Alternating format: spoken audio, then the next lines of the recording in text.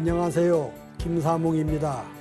이 시간에는 약산 김원봉 선생에 관해서 말씀을 드리겠습니다.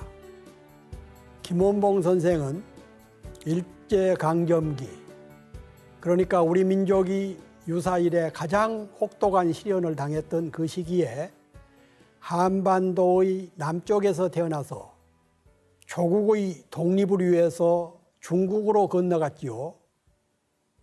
중국에서 가장 치열하게 일제와 싸우다가 해방을 맞아서 고향인 남쪽으로 돌아왔습니다. 남쪽에서 새로운 조국 건설을 위해 싸우기 시작을 하다가 친일파들의 음모에 암살 위협에 쫓겨서 북쪽으로 올라갔으나 그곳에서도 어떻게 죽었는지 어떻게 사망했는지도 알지 못한 채 역사의 현장에서 쓰러져 버린 비운의 독립운동가, 해방 70주년이 지난 지금까지도 남한에서도 북한에서도 버림받거나 홀대받고 있는 비운의 독립운동가, 1급의 최상급의 독립운동을 하고서도, 그리고 그때 당시 일제가 가장 두려워했던 독립운동가이면서도 그의 조국에서는 버림받고 지금 시신이 어디 있는지 무덤 한 평도 남기지 못한 채 사라져버린 독립운동의 영웅, 여전히 좌파로 몰려서 서운도 받지 못한 채, 그리고 형제 친척들은 6.25 동란 과정에서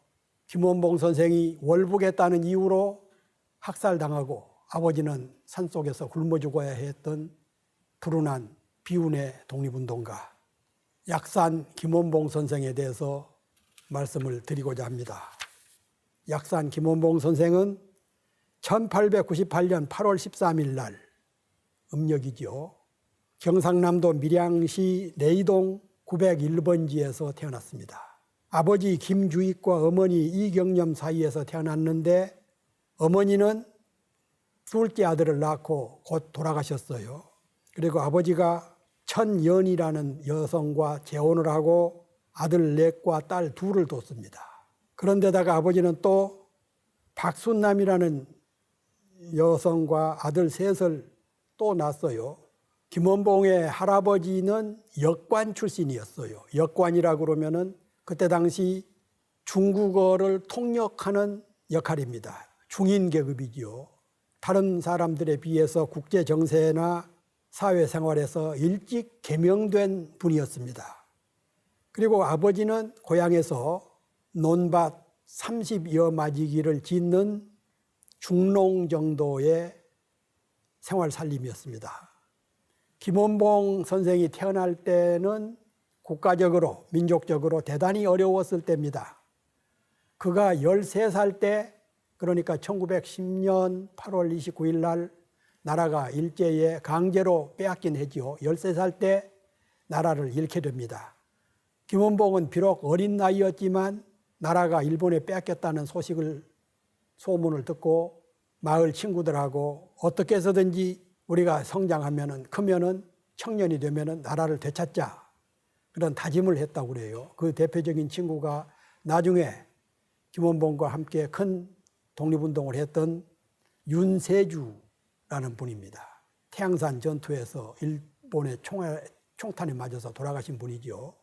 윤세주하고 눈물을 흘리면서 우리가 복수를 하자, 그런 꿈을 키우면서 살아남았습니다. 8살 때 마을에 있는 서당에 들어가서 자치통감이라든가 그때 당시 청소년들이 배우던 공부를 김원봉도 하고, 밀양의 명소인 남천강에서 소년의 꿈을 키우고, 그리고 뒷산에 있는 표충사, 임진왜란 때 서산대사가 의병들을 모아서 일제와 싸웠던 유적이 깊은 표충사에서 조국 독립의 꿈을 키우고 거기서 몸을 단련하고 그랬다는 기록이 있습니다. 11살 때에 밀양 공립보통학교에 편입을 해서 신식교육을 받습니다. 그때 이미 조선 총독부, 대한제국은 망하고 일제가 이제 우리나라를 강제 점령을 해서 조선총독부라는 것을 만들었는데 조선총독부 지침에 따라서 보통 학교도 일본어와 일본 역사를 배우도록 강요를 했어요.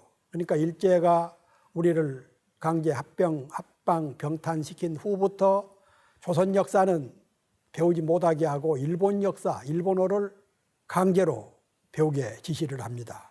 그런데 남달리 정의감이 강했던 김원봉은 일본어 수업 시간에는 강의실에 들어가지 않았다고 그래요.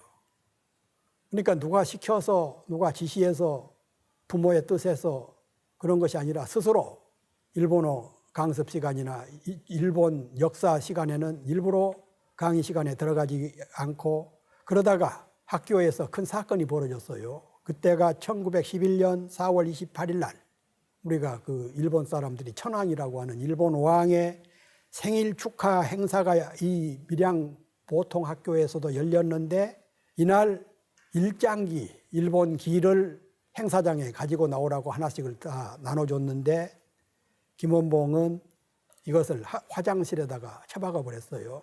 이것도 누가 시켜서가 아니라 스스로 그때 함께 했던 윤세주 친구하고 둘이 일장기를 똥칸에다가 버려서 난리가 터진 겁니다.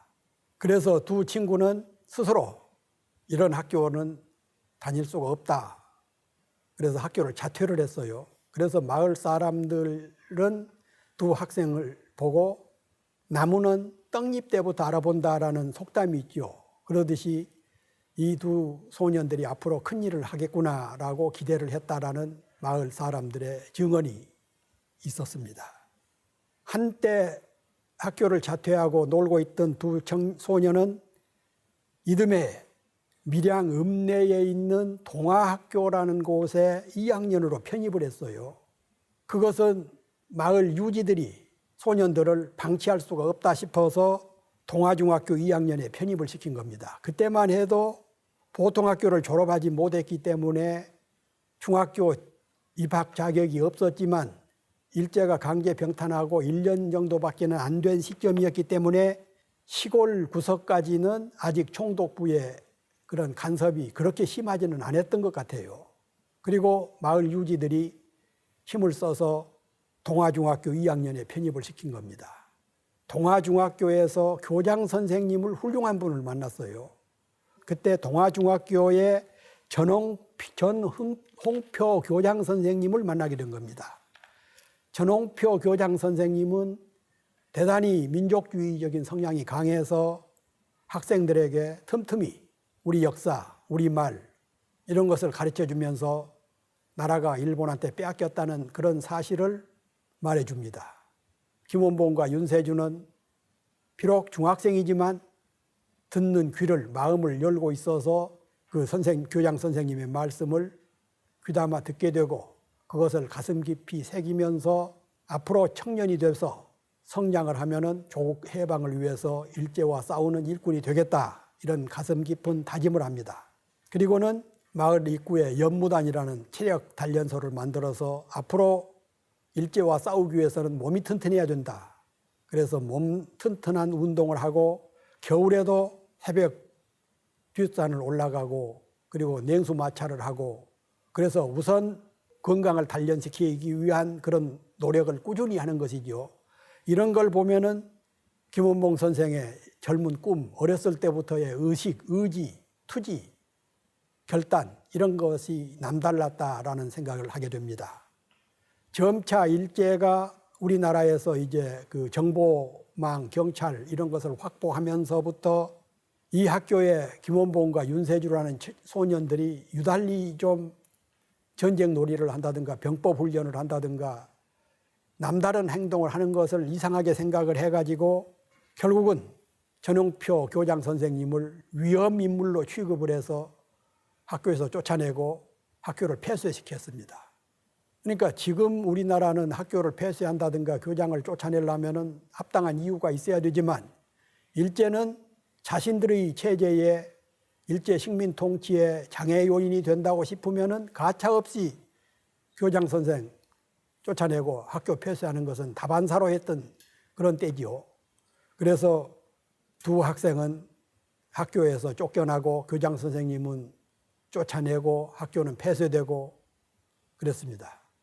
학교가 폐쇄되면서 김원봉은 서울로 올라와서 여성인 할머니의 이모, 할머니의 이모 되신 분이 여성이었는데 스님, 거기서 한 1년여를 보내면서 서양 관련 책, 일본 관련 책, 중국에 있는 책들, 여러 종류의 책을 몇 보따리 쌓아들고 다시 고향으로 내려와서 표충사에서 다양한 공부를 하고, 그리고 조국 광복을 위해서 어떤 일을 해야 되는가, 무장투쟁을 하려면 어떤 과정을 거쳐야 되는가, 이런 공부를 하게 됩니다.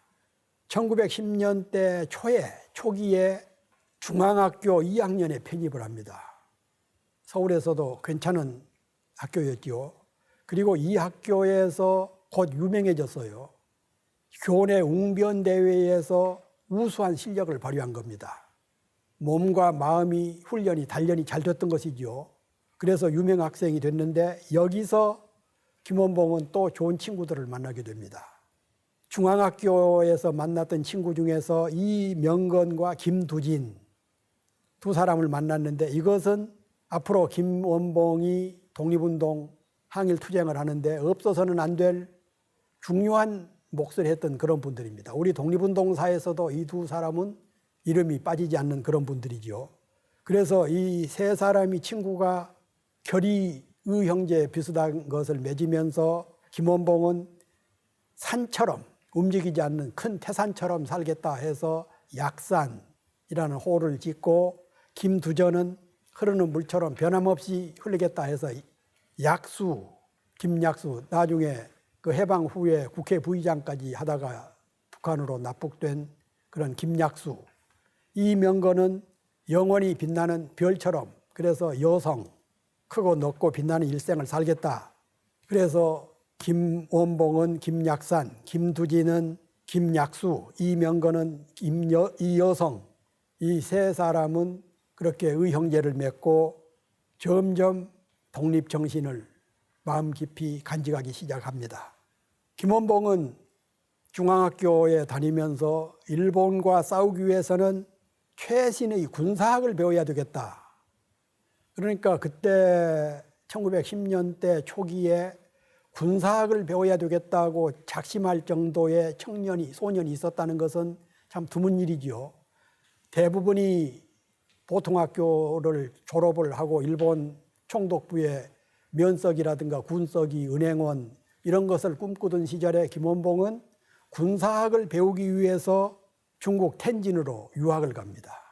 당시 중국 텐진에는 독일인이 경영하는 덕화학당이라는 학교가 있었는데, 독일까지는 돈이 없어서, 비용이 없어서 군사학을 배우기 위해서는 독일까지는 갈 수가 없지만 텐진에 있는 덕화학교에 가서 군사학을 배워야 되겠다 싶어가지고 친구들의 도움으로 여비를 마련해 주니까 1917년 20살 때 단독으로 텐진으로 건너가죠. 여기서 군사학을 공부하다가 한때 여름방학을 맞아서 잠시 귀국을 했다가 다음 해에는 다시 난징, 남경이라고 그러죠. 한문으로는 남경이고 중국 발음으로는 텐징, 난징, 남경 대학살 사건이 있었던, 거기에 있었던 금능대학에 들어갔죠. 금능대학에서 공부를 하고 있는데 1919년 3월 1일 국내에서는 3.1 혁명이 일어납니다. 1919년 3월 1일 3.1 혁명 이후 1920년 무당 이회영 선생 일가가 전 재산을 팔아서 만주에다가 신흥 무관학교를 세웠지요. 조선의 청년들을 불러다가 군사학을 시켜서 일제와 싸우는 군관 양성소가 신흥 무관학교였습니다. 그래서 금능대학에서 이 소식을 들은 김원봉은 북만주로 가서 거기서 단기반, 신흥무관학교는 6개월짜리 단기반이 있고 1년짜리 장기반이 있었는데 단기반 6개월을 마친 후에 그걸 졸업하고 북만주 길림성, 옛날 우리 고구려의 영토지요. 길림성에서 친구 13명과 12명과 더불어, 그러니까 13사람이 의열단을 만듭니다. 그때가 1919년 11월 9일 10대에서 20대 초반이 되는 13명의 조선 청년들이 중국인 농민의 집 옥수수 밭에서 비밀리에 온몸을 던져 일제를 타도하자라는 맹세하에 정의의 의자와 맹렬의 렬자를 따서 의열단을 만듭니다. 김원봉이 의열단이라는 이름을 지었지요. 창립에 참여했던 단원들은 형제의 의를 맺고 하늘에다 맹세하기를 조국의 독립을 되찾지 않고서는 다시는 조국 땅을 밟지 않겠다. 그런 결의를 하고 김원봉을 맏형격인 의백 정의를 추구하는 제일 장형, 그래서 의백이라는 것을 만들어서 의백으로 선출을 하고 결의를 다짐합니다. 이때 공약 10조라는 것을 스스로 만들었는데, 첫째는 천하의 정의의 사를, 그러니까 하늘 아래 정의의 일을 맹렬히 실행하기로 한다. 이게 목표지요. 의열단의 목표가 첫 번째가 그겁니다. 두 번째는 조선의 독립과 세계의 평등을 위하여 신명을 바쳐 희생한다. 자신의 몸을 바쳐서 세계 평화와 조국의 독립을 쟁취하겠다. 세 번째는 충의의 기백과 희생의 정신이 확고한 자라야 단원이 될 수 있다. 아무나 단원으로 참여시키는 것이 아니라 충과 의를 기백을 갖고 자기 희생을 하겠다는 사람만 단원으로 들어올 수 있게 하겠다. 네 번째는 단의 정신에 몸을 던지고 단원의 의에 단원들의 정신, 단원들의 의로운 일에 모든 것을 우선한다. 그리고 다섯 번째가 의백 1인을 선출하여 단체를 대표하게 한다. 의백은 김원봉이 선출됐지요. 여섯째는 하지. 언제 어느 때나 매월 한 차례씩 그동안에 있었던 일을 본부에다가 보고를 한다. 일곱 번째, 언제 어느 때나 초회에 필응한다. 회의에는 반드시 참석을 한다. 여덟 번째는 피사치 아니하여 단의에 지난다. 함부로 죽지 않고 반드시 단에서 결정한 일에 몸을 바친다. 아홉 번째가 하나는 아홉을 위하여, 아홉은 일을 위해서, 그러니까 나 자신은 단을 위해서, 단은 나를 위해서 헌신한다. 열 번째는 단의에 배반하는 자는 처단한다. 이런 10가지 조약을 스스로들이 만든 거죠. 그러니까 의열단을 위해서, 단을 위해서 자신의 생명을 바친다. 단은 조국의 해방을 위해서, 그리고 세계 평화를 위해서 모든 것을 바친다. 배반하는 자는 가차없이 처단한다. 어찌 보면은 참 어마어마한 그런 단이지요. 그런데 놀라운 것은 13사람이 처음에 의열단에 참여를 하고 의열단을 창단을 했는데, 그리고 나중에는 몇백 명까지 늘어났는데, 의열단원 중에서는 한 사람도 변절한 사람이 없습니다.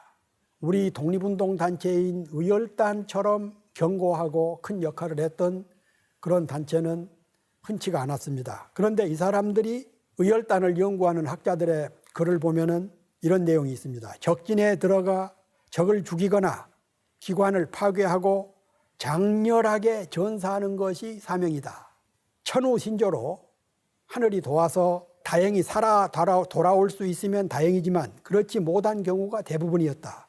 그래서 행동이나 행동 거지 하나하나가 무척 조심스러웠고 어떤 측면에서는 청교도적이었다. 그 유럽에서 그 종교혁명 일어난 후에 청교도혁명이라는 게 있었지요. 기독교의 한 유파인데 대단히 그 깨끗한 모습들을 보였던 게 청교도혁명. 이런 그 청교도적인 순결함을 보였다. 그 님 웨일즈의 아리랑이라는 책을 보면은 직접 그 님 웨일즈가 의열단 단원들을 직접 인터뷰도 하고 해서 만나서 쓴 책이 아리랑인데 이런 내용이 있습니다. 그들은 놀라울 정도로 멋진 친구들이었다. 의열단원들은 언제나 멋진 스포츠형의 양복을 입었고 머리를 잘 손질했다. 어떤 경우에도 결벽할 정도로 아주 깨끗한 신사들이다. 그러니까 모든 것을 조국 해방을 위해서 바치려고 결심을 했기 때문에 언제, 오늘 언제, 내일 언제 자기가 죽을지도 모르고 그러지만 그런 속에서도 청교도적인 순결성을 보이고 깨끗한 모습을 보이고 외관부터가 멋진 모습을 하고 다녔다. 그런 면에서 청교도에 못지않았던 의열단 단원들입니다. 그들은 거의 종교적인 열광으로 테러 활동을 숭상했다. 여기서는 그 테러라는 용어를 썼습니다만 테러가 아니라 의열투쟁이죠. 죽음을 두려워하지 않는 정의 용사들로서 오직 모험적인 행동만이 능히 일제의 식민 통치를 뒤엎을 수 있다고 굳게 믿었고 만국의 치욕을 자기들이 피로써 능히 스칠 수 있다고 믿었던 청년들이다.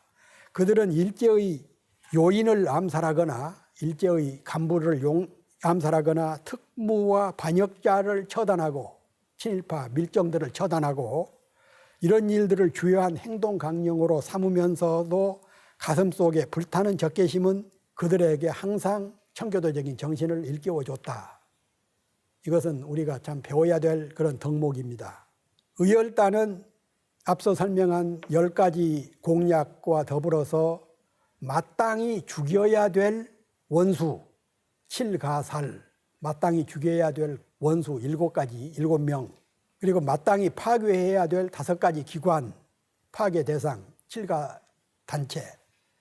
7가살은 첫째 조선 총독과 그 이하 고관들, 의열단 단원들이 마땅히 처단해야 될 첫 번째 상대는 조선 총독과 그 고관, 일제 고관들. 두 번째는 군부 순회. 이 군부는 일본군을 말하는 거죠. 일본군 순회.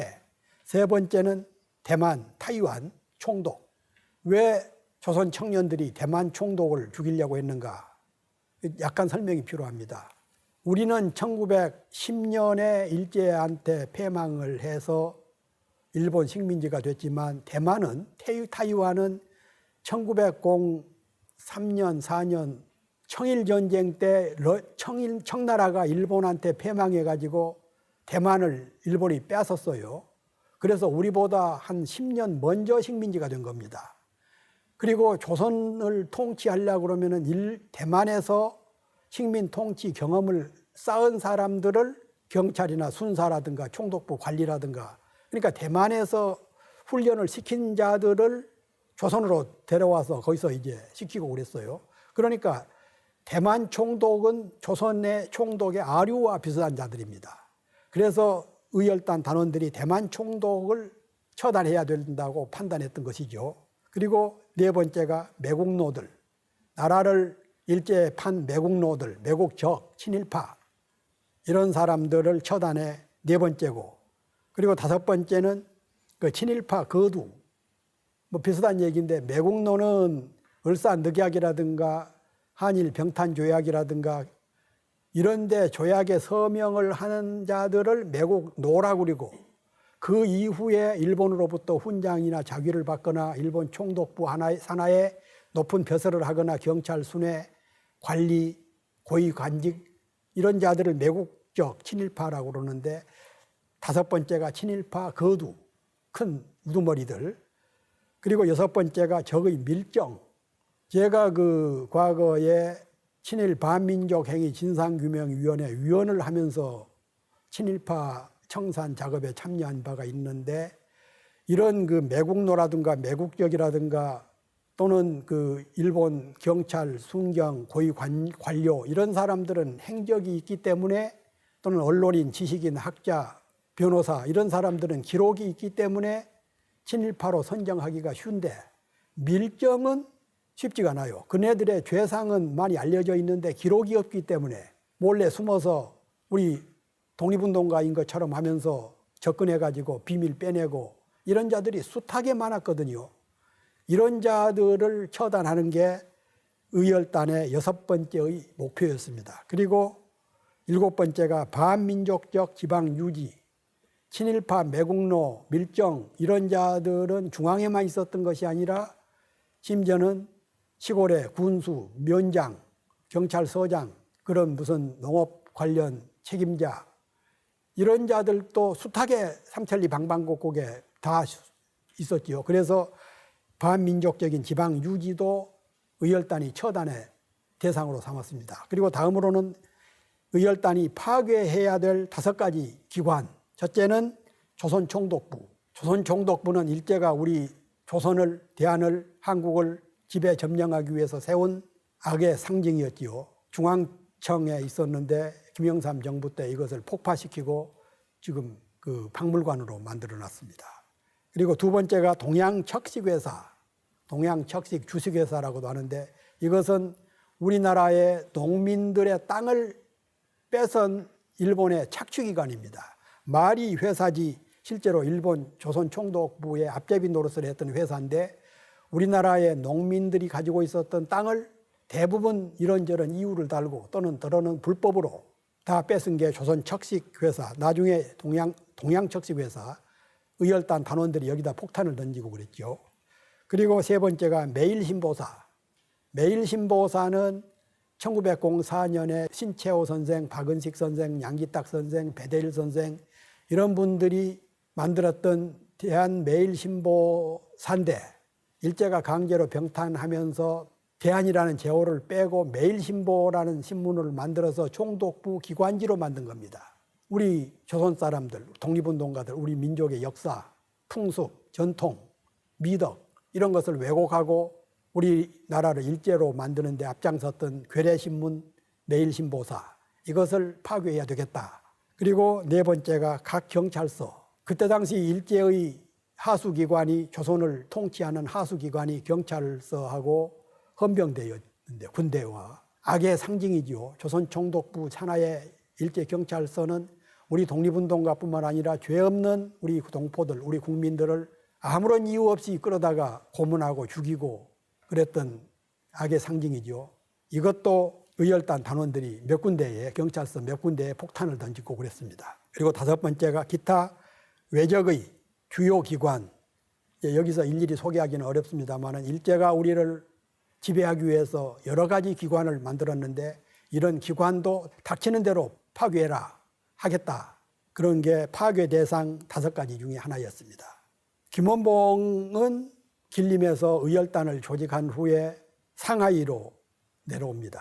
이제 다들 해산을 해서 각기 역할을 맡아서 일제와 싸우기로 하고 김원봉은 군사교육을 더 배우고 그리고 무기를 구하기 위해서는 북만주 산속에 있는 것보다는 상하이에서 그때는 상하이는 1800년대 중반부터 아시아의 무역의 거의 상징이나 마찬가지로 그렇게 개방이 돼 있었던 곳이죠.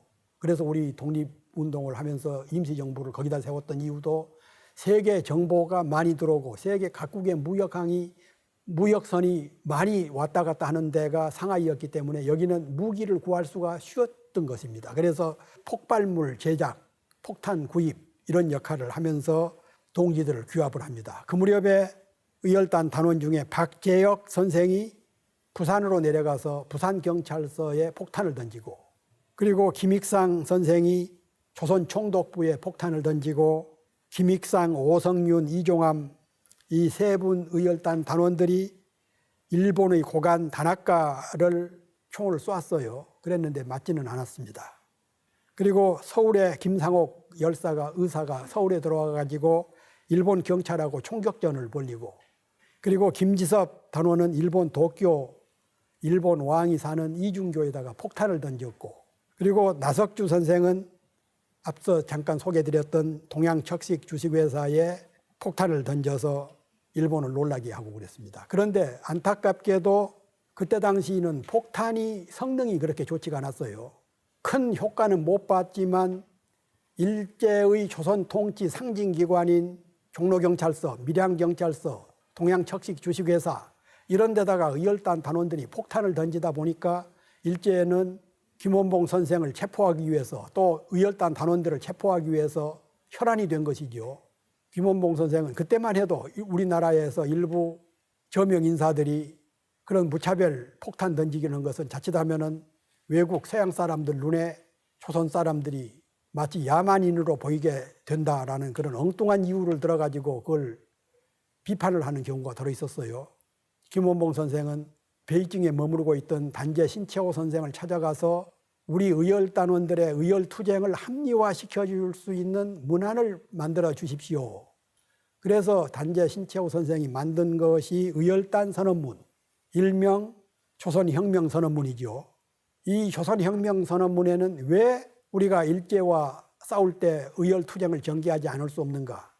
서두는 강도 일본이 우리 조선의 정권을 빼앗았으며 이렇게 시작됩니다. 그래서 일제와 싸우는 그런 명분, 의열투쟁의 정당성, 정통성, 당위 이런 것을 신채호 선생이 장려한 문건으로 만든 게 의열단 투쟁, 의열단 선언문인데 이후에 의열단 단원들은 일본에 폭탄을 던질 때는 반드시 이 의열단 선언문을 함께 던졌습니다. 그래서 의열투쟁이 정당성, 폭탄이 던지면 일제는 이때다 싶어가지고 아무런 관련도 없는 사람을 수십 명을 붙잡아다가 고문하고 죽이고 그래서 엉뚱한 희생자를 많이 냈는데 이 조선혁명선언문을 첨가함으로써 이것은 의열단원이 한 것이다 해서 필요 없는 희생을 막기도 했고 의열투쟁의 정당성을 내외에 선포하기도 하고 그랬습니다.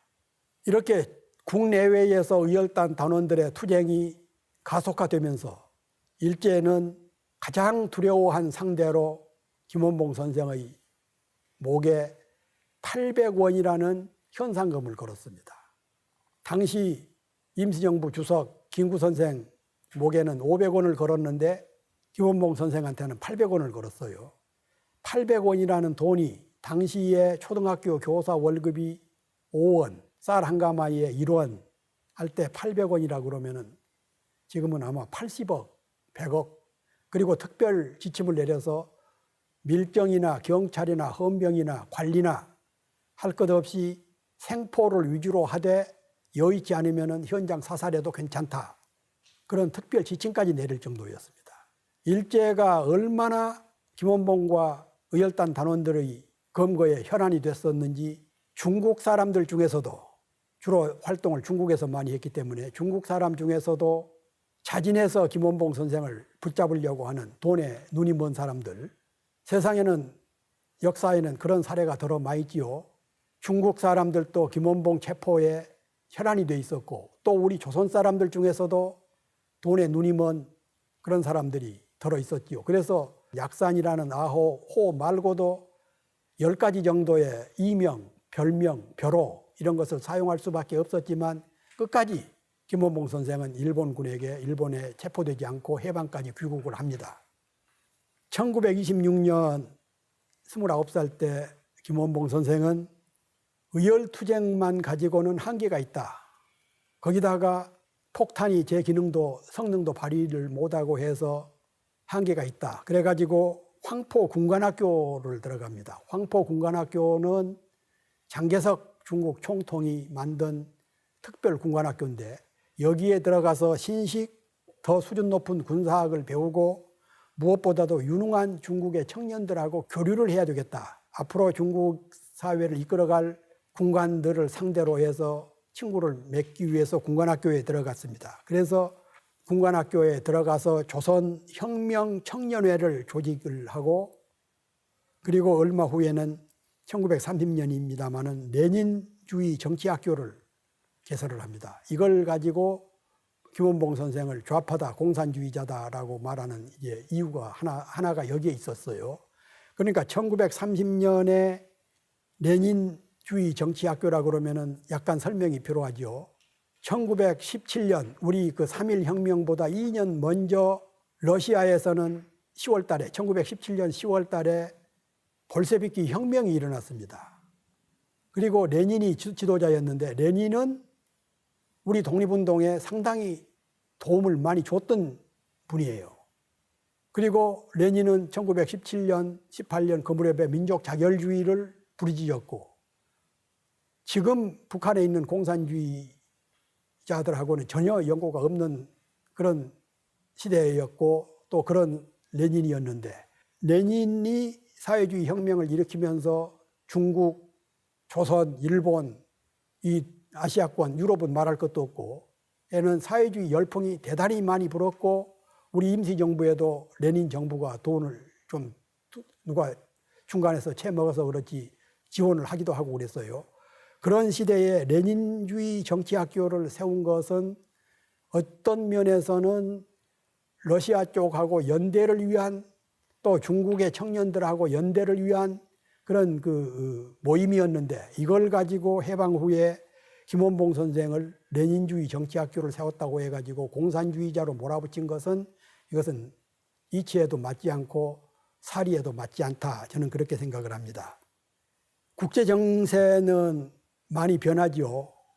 그래서 언제까지나 의열투쟁 가지고는 효과를 낼 수가 없다 싶어서 김원봉 선생은 의열단 단원들을, 그때는 한 300명, 어떤 때는 400명까지 회원이 늘어났지요.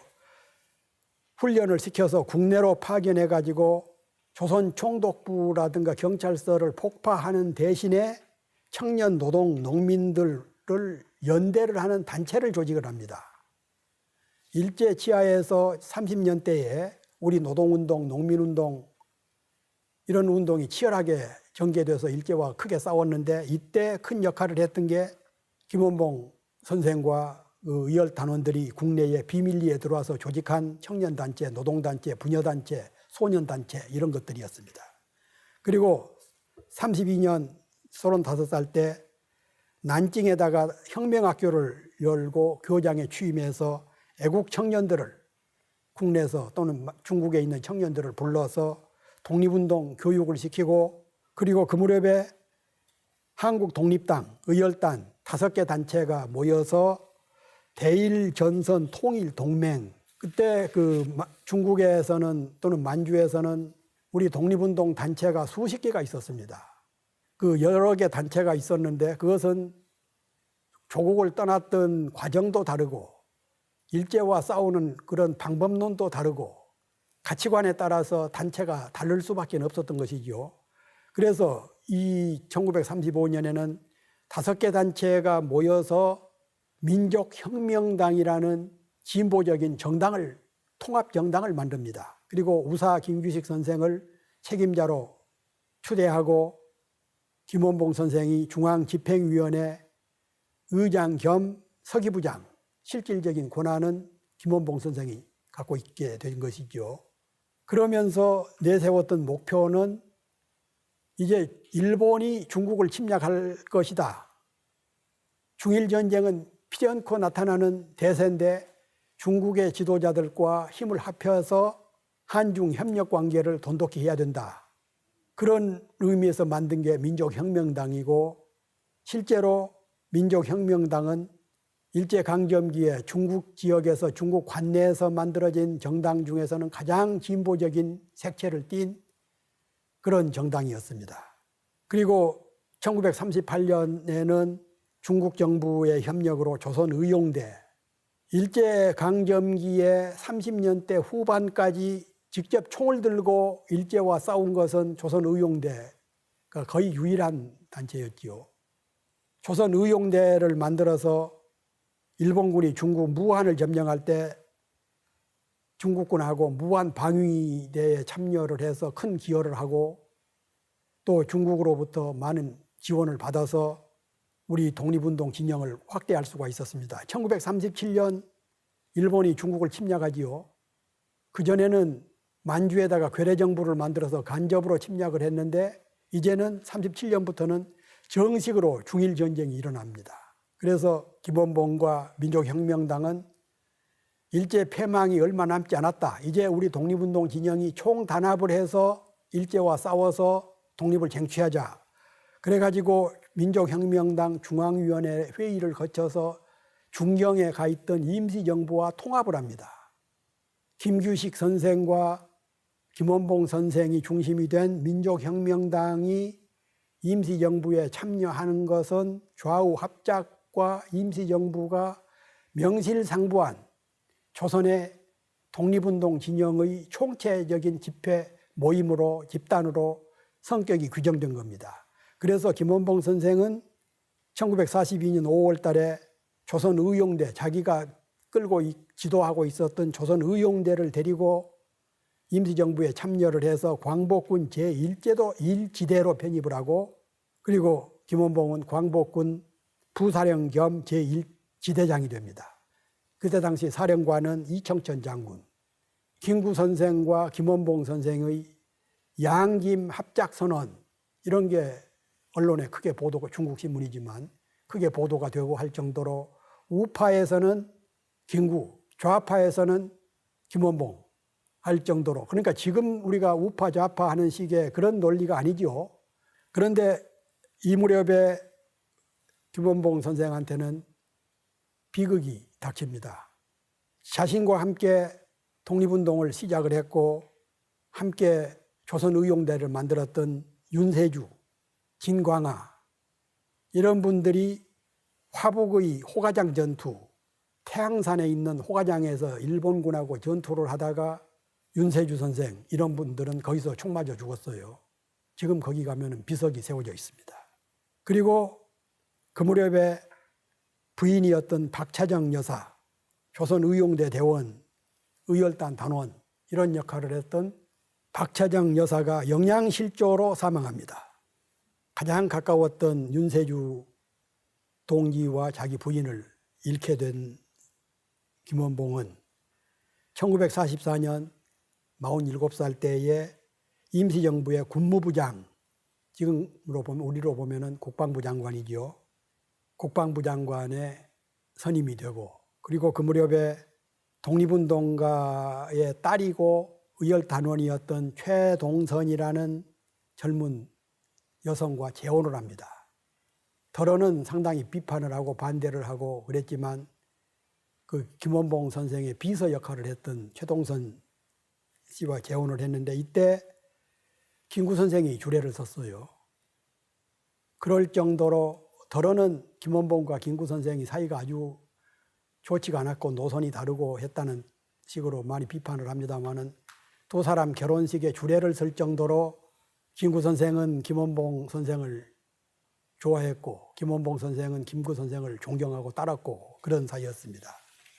김원봉 선생은 광복군의 총사령관 역할을 하면서 그 미국 OSS 부대, 특수부대죠. 그때 일본군을 탈출해서 광복군에 들어갔던 장준하 선생, 그리고 고대 총장을 지냈던 김준엽 선생 이런 분들이 함께 참여했던 OSS 부대의 훈련을 받고 이 OSS 부대들은 국내에 진공작전을 준비합니다. 국내로 들어와서 미국 비행기로 몰래 국내로 진입을 해서 일본군하고 싸운다라는 전투 훈련을 상정하고 훈련을 받다가 1945년 8월 15일 느닷없이 일본이 항복을 선언한 거죠. 조금만 더 항복 시기가 늦었다 그러면은 우리 OSS 부대들, 김원봉 선생이 지휘하는 장준하, 김준엽 이런 그 특수 부대원들이 무장을 하고 국내로 들어와서 일본군하고 싸웠을 겁니다. 그래서 최후의 싸울 기회를, 전투할 기회를 잃어버린 거죠. 그렇게 어렵게 광복군을 만들고 훈련을 시키고 했는데 막상 국내 진입 진공작전이 좌절돼 버린 겁니다. 그리고 이해 12월 2일 날 망명한 지 28년 만에 고국으로 돌아왔어요. 20대 초반의 청년이 48세 중년이 돼가지고 들어왔지만 그때까지만 해도 아주 건강한 체질이었고, 그리고 28년 만에 돌아온 조국은 이미 미소가 분단을 시켜서 남쪽에는 미군정, 북쪽에는 소련 군정, 그리고 신탁 통치를 하느냐 반대냐를 둘러싸고 찬탁과 반탁으로 갈라져서 사분오열이 되어 있었습니다.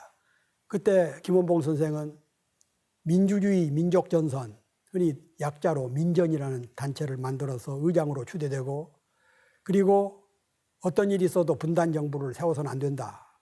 김구 선생이나 김원봉 선생이나 김규식 선생이나 이런 그 똑같이 좌우 합작과 남북 협상을 주도했다가 하다가 1946년 해방 이듬해지요. 미 군정 경찰에 체포가 됩니다. 포고령을 위반했다. 뭐냐 그러면은 1946년 10월 1일 날 대구에서 대구 항쟁, 그전에는 대구 폭동이라고 그랬죠.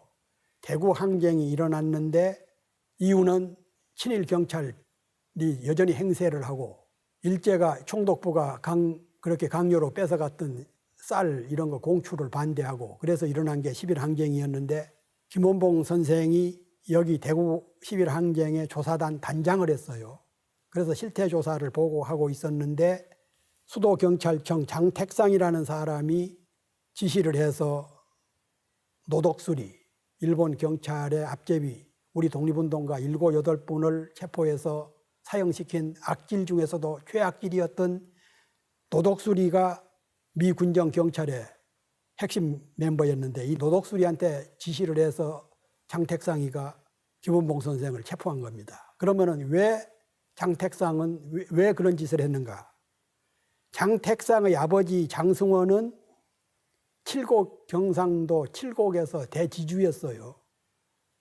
그 지역은 땅이 별로 농지가 부족해서 지주가 흔치 않았는데 대단한 지주 역할을 하면서 우리 애국단 단원 박상진 이런 분들이 애국단 비밀단체지요. 애국단 단원들이 독립운동 자금을 좀 달라. 그때는 지주들한테 찾아가서 기금을 받고 덜어 도와준 분들도 있고 그랬습니다. 그랬는데 장승원은 며칠 날까지 오면은 얼마를 준비해 놓겠다. 그래 놓고서는 총독부에다가 밀고를 한 겁니다. 그래서 당일날 그 집을 갔던 애국단 단원 박상진 지사 이런 분들이 일본 경찰에 체포돼 가지고 처단당했어요.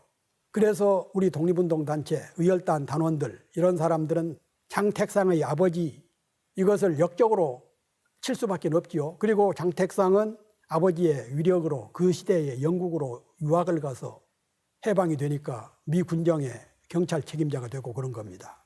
이런 연고 때문에 엉뚱하게 의열단 단장 김원봉을 체포하고 김원봉은 경찰서에 끌려가서 3일 동안 수갑을 채우고 무릎을 꿇리고 해서 수모를 당했습니다. 일본 경찰이 일제가 35년, 6년 동안 온갖 수단 방법을 동원하고 800원이라는 엄청난 현상금을 걸고도 체포하지 못했던 김원봉 선생은 해방된 조국에서 친일 경찰에 의해서 체포돼서 수모를 당하고 인간으로서는 겪지 못할 그럴 수모를 겪었지요.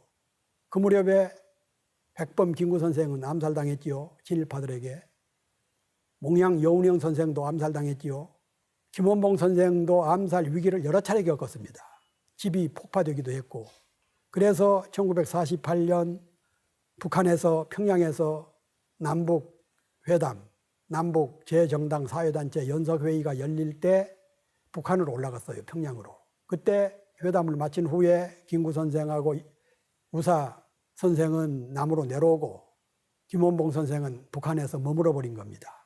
머물렀던 이유 중에 몇 가지가 있는데 하나는 남쪽으로 내려오면은 암살당할 위험이 있다는 거고 두 번째는 함께 의열단 단원들이 만들었던 조선의용대, 의용대 사람들이 해방된 후에 중국에서 김원봉이나 김구나 이런 분들은 해방된 3개월 후에 국내로 들어올 수가 있었지만 일반 군인들, 일반 독립운동가들은 그때 당시 중경이나 만주 이런 데서 들어올 수 있는 기차도 없고 버스도 없고 비행기는 더 없고 걸어서 왔죠. 몇 달 걸려서.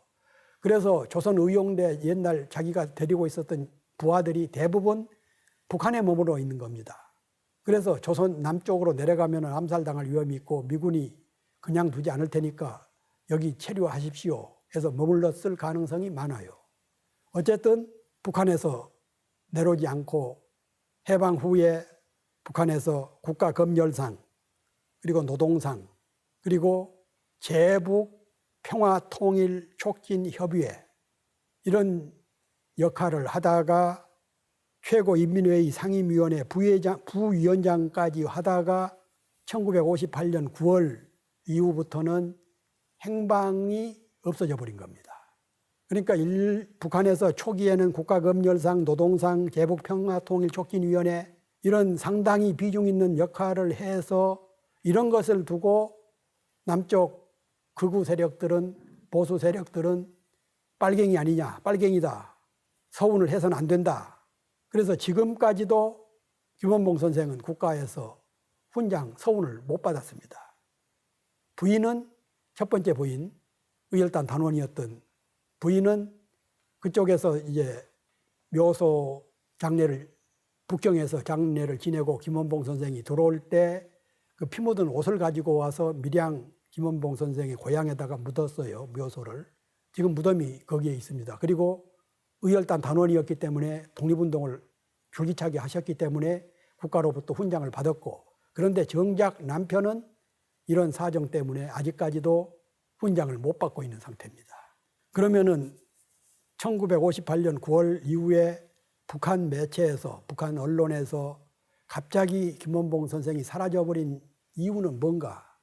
6.25 전쟁 이후에 북한 김일성 정권이 강화되면서 제일 먼저 숙청했던 게 남로당, 두 번째는 연안파, 김일성 수상의 적대가 될 수 있는 세력들을 차례로 숙청을 해버린 거죠. 그 다음에 대상이 김원봉이 아니었을까. 김원봉 선생이 의열단 단장뿐만 아니라 임시정부 국방부 장관 그런 역할을 했을 때 비해서 김일성 주석은 독립운동을 항일 투쟁을 하기는 했지만 김원봉 선생에 비하면은 훨씬 규모라든가 성과라든가 업적이라든가 전과가 모자란 판인데, 그래서 숙청했을 가능성, 이것은 어디까지나 예측입니다만은, 그리고 자진해서 은퇴했을 가능성, 혹은 중국 천하를 누비면서 일제와 싸웠던 내가 통일도 못 보고 북한에서 이 꼴이 뭔가 싶어가지고 자살을 했을 가능성, 이것은 어느 쪽인지 북한에서는 아직도 밝히지를 않고 있습니다. 일제와 가장 치열하게, 가장 격렬하게 투쟁을 하고서도 해방된 조국에서 남쪽에서도 북쪽에서도 설당을 잃어버린 비운의 독립운동가, 약산 김원봉 선생 평전을 쓰면서 그 시대에 그렇게 투철하게 조국 해방을 위해서 헌신했던 분들의 의지, 해방 후에 제대로 평가도 제대로 대접도 받지 못한 채 분단 조국의 소모품처럼 사라져버리는 그런 애국지사들에 대한 평가, 이것은 역사에서라도 제대로 기록을 해야 되겠다, 그런 생각으로 평전을 썼는데, 사후 문제, 북한에서 어떻게 돌아가셨는지, 그리고 묘소는 어떻게 남아있는 건지, 이런 부분에 대해서는 여전히 과제로 돼 있고, 남북관계가 더 좋아져서 풀리게 되면은 제가라도 한 번 더 찾아가서 김원봉 선생의 사후, 사일, 이런 부분을, 그리고 그 유족, 부인과 그 두 아들의 행적, 그런 문제, 이런 것들을 더 좀 찾아보고 싶고 그렇습니다. 이상으로 제 강의를 모두 마치겠습니다. 감사합니다.